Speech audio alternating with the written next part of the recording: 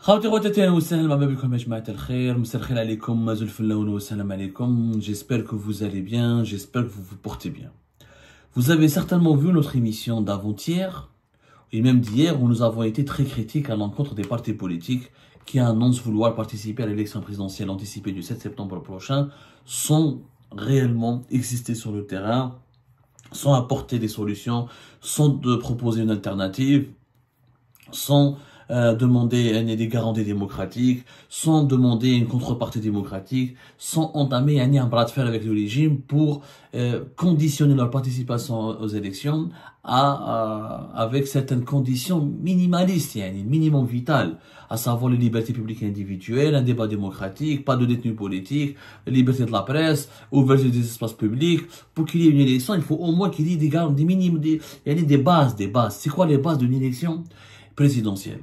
Qu'il y ait des médias libres et ouverts qui peuvent parler, pas d'opposants dans les prisons, pas d'activistes emprisonnés, pas d'espace public verrouillé, pas de justice instrumentalisée pour réprimer les opposants et les détracteurs de celui du candidat ou du candidat choisi par le pouvoir. C'est des conditions minimalistes. Et j'étais assez sévère. Vous pouvez voir mes émissions sur la participation de Louisa Hannou, sur les partis politiques Sahli, comme sur la volonté du FFS, l'envie du FFS de participer à cette élection anticipée du 7 septembre. Mais vous savez, je suis un homme juste. Quand les partis politiques font aussi de bonnes choses, il faut le dire. Et quand ils adoptent une attitude qui est noble, et ils adoptent une attitude qui honore, qui honore les valeurs de la politique au sens, les valeurs nobles de la politique. Parce que la politique, elle a des valeurs. C'est vrai que c'est la ruse, c'est la tromperie, c'est le machiavélisme, mais aussi elle a des valeurs. Qui ont des valeurs? Le respect des détracteurs, le respect des libertés publiques et individuelles. Qui m'a dit Voltaire un jour, je ne suis pas d'accord avec vous, mais que je me battrai pour que vous puissiez exprimer votre avis, votre liberté et votre opinion. Nous avons pu confirmer, dans la réunion du 21 mai dernier entre les partis politiques et Abdelmajid Tebboune, 27 presque 30 partis politiques ont été réunis aussi ici de Club des Pins. Et trois personnalités, on va dire, franchement, 4 personnalités et 4 formations politiques ont beaucoup insisté auprès de Tebboune sur la nécessité de libérer les détenus politiques, sur l'urgence de libérer les médias, de respecter la liberté de la presse, et sur l'urgence aussi la d'ouvrir les espaces de débat politique et de respecter, de donner une marge de manœuvre pour les partis politiques. Au moins 4 personnalités et 4 formations ont parlé de ces conditions sine qua non pour pouvoir organiser une élection libre et indépendante. De ces 4 conditions pour garantir la stabilité d'un pays. Un pays qui étouffe, où le peuple il est réprimé, ne peut pas s'exprimer, où la presse elle est réprimée, ne peut pas s'exprimer. Un pays où il est totalement verrouillé, où tout est verrouillé, où la parole elle est surveillée, où la critique elle est criminalisée, où l'opinion divergente elle est combattue, diabolisée. C'est un pays qui ne produit rien d'intéressant. C'est un pays qui ne peut pas se défendre comme il veut parce que ses énergies les plus vives les énergies les plus vives de la nation sont réprimées, ne peut pas s'exprimer. C'est un pays qui court à l'enfondrement. Les pays fermés, c'est toujours les pays qui s'effondrent plus facilement, ou les pays qui ne sont pas prospères, ou les pays qui sont franchement les plus désagréables et c'est les pays qui imposent une certaine misère à leur population. 4 personnalités. Louisa Hannou d'abord. Donc là, sincèrement, même si je l'ai critiqué, même si j'espère qu'elle va pas jouer le rôle du lièvre, etc., et qu'à son âge, à 71 ans, malgré tout son parcours, malgré toute sa notoriété, elle se rabaisse au rôle du lièvre, mais le 21 mai dernier, du Club des Pins, elle a été intraitable. Elle a été intraitable avec Tebboune. Elle a demandé à Tebboune de libérer les détenus politiques.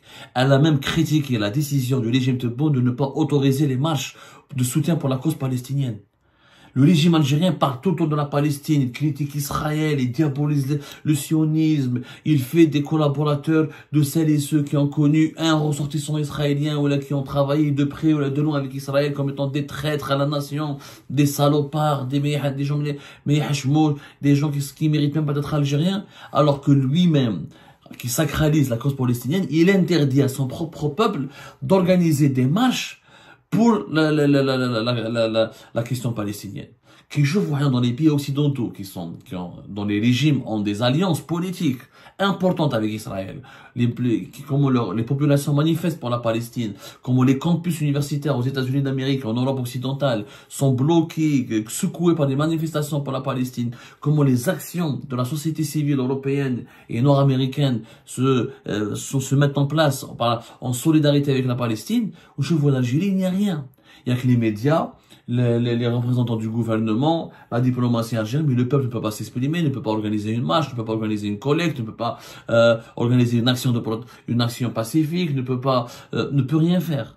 Ne peut rien faire. Aujourd'hui, les Algériens ne peuvent même, par exemple, s'ils veulent protester contre les vétos américains qui condamnent au Conseil de sécurité de l'ONU les résolutions demandant l'arrêt des tueries de masse perpétrées par l'armée israélienne à Gaza, un Algérien ne peut pas organiser un rassemblement aucun Algérien ne peut se rassembler pacifiquement devant l'ambassade des États-Unis d'Amérique. Un Algérien ne peut se rassembler pacifiquement devant l'ambassade de la Grande-Bretagne ou là devant la représentation de l'Union européenne. Et pourtant, on sacralise la question palestinienne. Louisa Hannoun, elle en a beaucoup parlé. Elle a même parlé de certains, les détenus politiques derrière, avec pas que Louisa Hannoun. Il faut rendre à César ce qui appartient à César.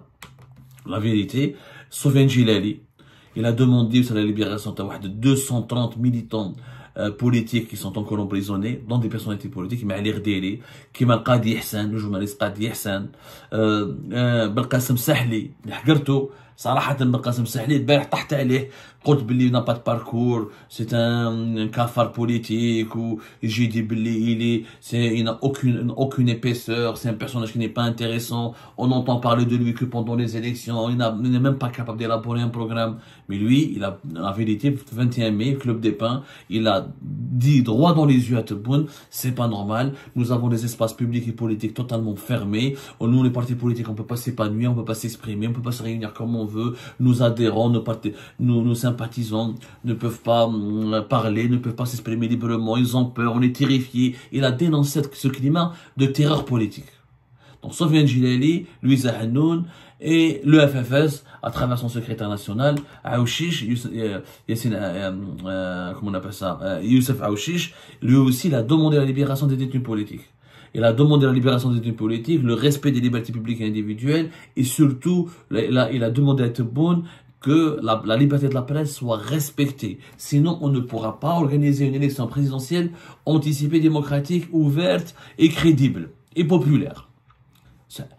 Le FFS, à travers Youssef Aouchiche, Louisa Hannoun, Soufiane Djilali ou Belkacem Sahli, ont beaucoup insisté auprès de Tebboune pour libérer les détenus politiques, réhabiliter la liberté de la presse et la liberté d'expression, respecter les libertés politiques et des partis politiques, les autoriser et les laisser s'épanouir et travailler sur le territoire national et sur le terrain pour que leurs sympathisants puissent occuper le terrain. Et quatrièmement, déverrouiller les espaces publics.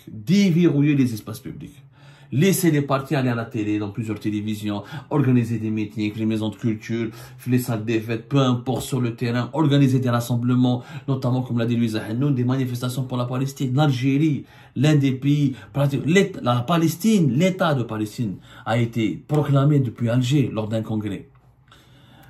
Et malgré ça, on ne peut même pas marcher 2 pas à Alger ou à Oran ou à Constantine pour arborer ou pour proclamer un slogan politique en faveur de la Palestine. On risque d'être arrêté, d'interpeller et d'être présenté devant des juges, placé en garde à vue, on est considéré comme subversif. C'est pas normal. Et pourtant, c'était la Palestine, l'État de Palestine a été déclaré, c'était le 15 novembre 1988. Où la Palestine a déclaré son existence en tant qu'État indépendant. Donc, la cause palestinienne, c'est vrai qu'elle a une histoire glorieuse en Algérie. Mais on ne peut pas s'exprimer, on ne peut pas la défendre comme on le souhaite. Donc, il faut saluer les quatre personnalités, Sofiane Djilali, Louisa Hannoun, Youssef Aouchiche, ou Belkacem Zahli. Il faut leur rendre honneur, leur rendre hommage. Comme ça, barakallahu fikum. Vous avez fait votre devoir, vous avez rencontré Tebboune, vous avez répondu à son invitation, et vous n'avez pas été, vous n'avez pas fait le soumis, l'esclave, vous n'avez pas joué au rôle du, comment dirais-je, vous n'avez pas vendu votre âme au diable, vous avez défendu des valeurs. Vous avez au moins exprimé des messages qui tiennent à cœur que des millions d'Algériennes et d'Algériens veulent exprimer. On en a marre de sa dictature, il faut libérer les détenus politiques, on ne peut pas organiser des élections. Si Tebboune ne libère pas les détenus politiques, impossible d'organiser une élection populaire crédible. Mouhad Ghazmi, Ali Rdiri, Qadi Ihsan et les autres. Malheureusement, en face de ces quatre personnalités, Abdelmajid Tebboune a répondu de manière extrêmement inquiétante. Abdelmajid Tebboune a refusé de parler de détenus d'opinion en Algérie. Pour lui, il n'y a pas de détenus politiques, pour lui, il n'y a pas de détenus d'opinion. Il a cité des cas. Quand on lui a parlé de la liberté de la presse, il aura parlé de Saad Bouarba. Saad Bouarba qui a été condamné récemment, rappelez-vous, à 6 mois de prison ferme. C'était quand? C'était en 2022, si je ne me trompe pas, ou là en 2023. Pour une chronique à la Djelfa.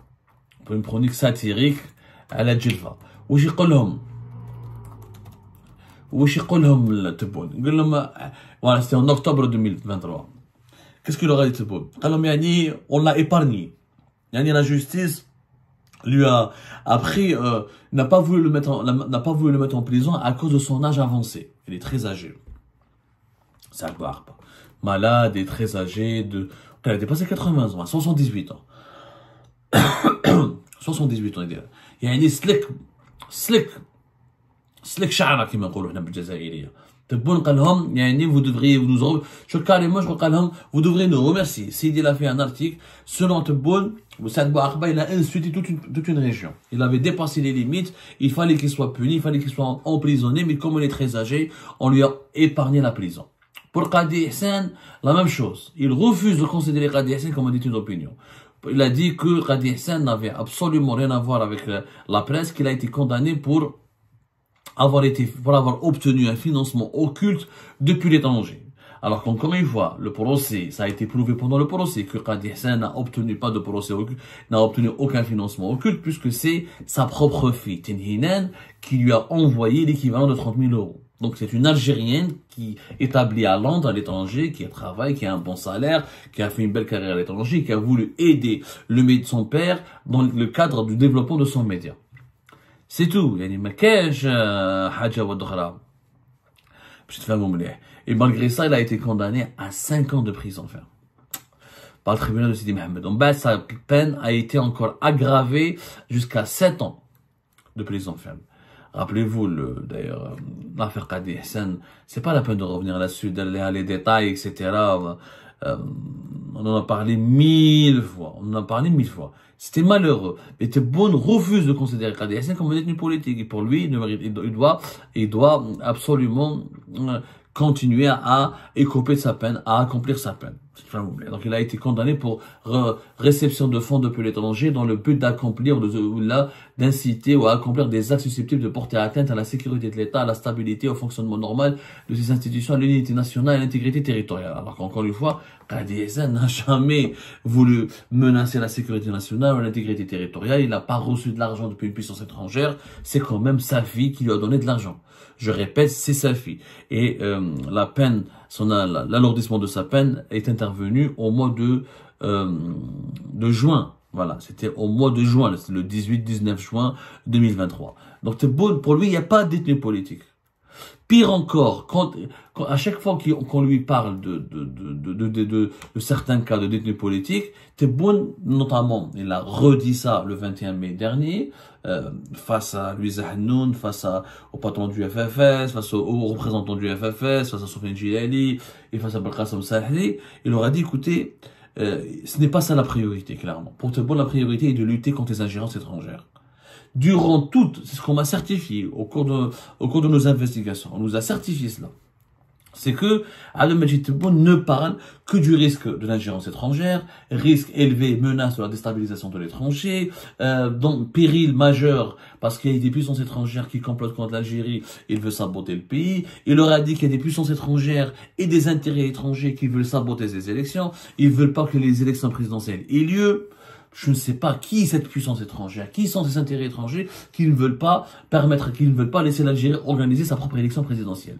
Et en quoi l'élection présidentielle algérienne menace les intérêts des puissances étrangères? Il me fait un où il leur a dit le pays est victime d'un grand complot, le danger vient de l'extérieur, on doit rester unis, vous devez nous aider, vous devez garantir le Front National, le pays court un énorme danger, c'est pas le moment, clairement pour Tebboune il leur a dit, c'est pas le moment de parler de démocratie, c'est pas le moment de parler de liberté publique et individuelle, c'est pas le moment de parler des droits de l'homme, on est menacé, on est dans une situation, on est menacé d'une guerre, voilà. À entendre Tebboune, il y a des puissances étrangères qui essaient d'entraîner l'Algérie dans un conflit armé, dans une guerre. Ils veulent absolument déstabiliser l'Algérie.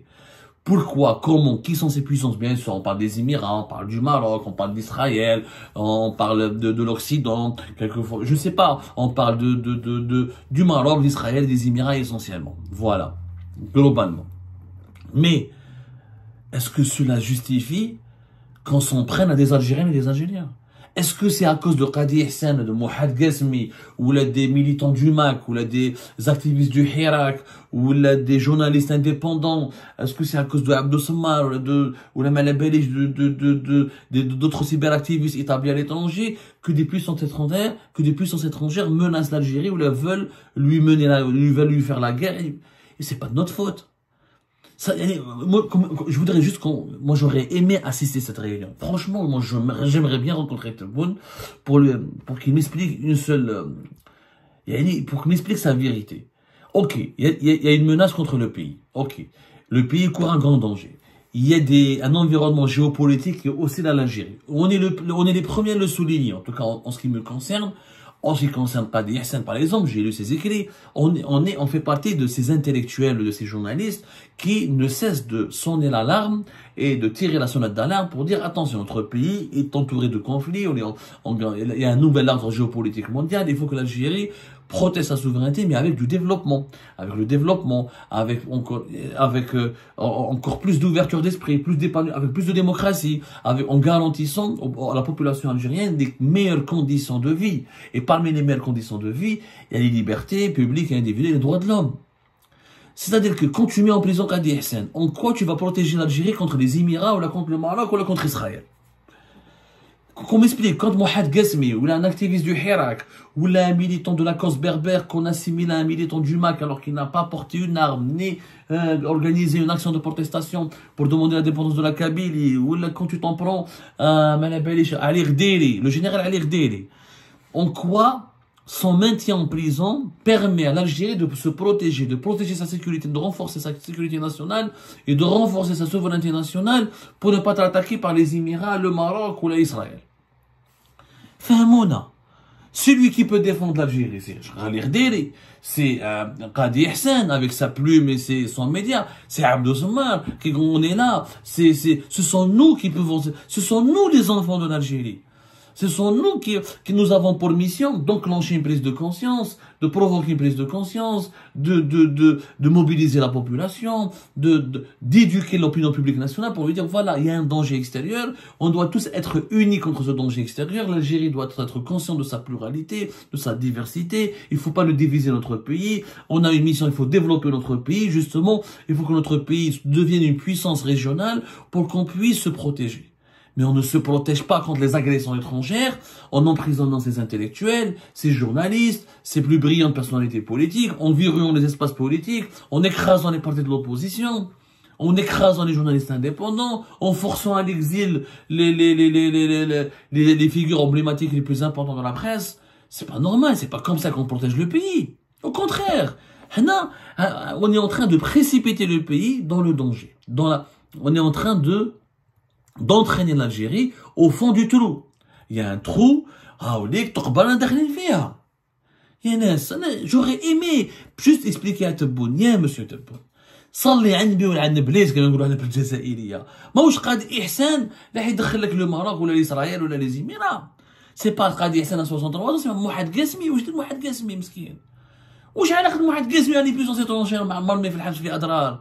واش علاقة مصطفى بن جمعة؟ واش علاقة أميرة بوراوي؟ واش علاقة أنا عبد الصماء؟ واش علاقة لي ميليتون لي détenus de Kabylie, les Kabyles qui sont en prison parce que ils ont des amis au sein du MAC ou là ils ont des connaissances au sein du MAC? Ça n'a pas de sens. Ça n'a strictement aucun sens. Le socle de la sécurité nationale, c'est les libertés publiques, le front, l'unité nationale, la cohésion de la nation. C'est quand la nation elle peut garantir la dignité et la liberté de ses enfants.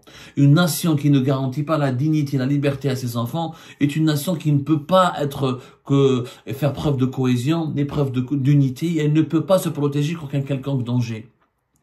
Et la première arme que l'Algérie doit utiliser, ces derniers temps, c'est l'arme économique, c'est développer économiquement le pays. Comment tu peux développer économiquement un pays où il n'y a pas de droit de l'homme, il n'y a pas de liberté d'entreprendre? Si on a peur de s'exprimer, comment on peut entreprendre dans un pays où on ne peut même pas s'exprimer? Comment on peut entreprendre dans un pays où les droits de l'homme les plus élémentaires ne sont pas respectés? Où les libertés publiques individuelles les plus élémentaires et basiques sont bafouées? On ne peut pas entreprendre, donc on ne peut pas créer des richesses. Quand on ne peut pas créer des richesses, on ne peut pas permettre au pays de se développer. En tout cas, je remercie Louisa Hannoun, Sofiane Djilali, Youssef Aouchiche et Belkacem Sahlé pour leur courage, leur lucidité, et j'espère qu'ils continueront sur leur lancée. Et moi je dis et je le redis, la seule solution est encore une fois pour le pouvoir algérien, et je le dis au FFS, et je le dis à Sofiane Djilali, à tout le monde, le pouvoir algérien, il a besoin que vous participiez aux élections pour le crédibiliser. Utilisez ce besoin du régime pour lui demander de libérer les détenus politiques et de réhabiliter la liberté de la presse. Vous sortirez gagnant. Vous n'allez pas remporter les élections, vous allez peut-être avoir des scores totalement modiques et ridicules, mais en tout cas vous aurez au moins pu jouer un rôle important pour libérer les détenus politiques, pour réhabiliter la liberté de la presse et pour déverrouiller les espaces publics et politiques. Et rien que cela, ça serait une victoire. Dans la situation actuelle de notre pays, ce serait une belle victoire qu'on peut offrir à notre peuple.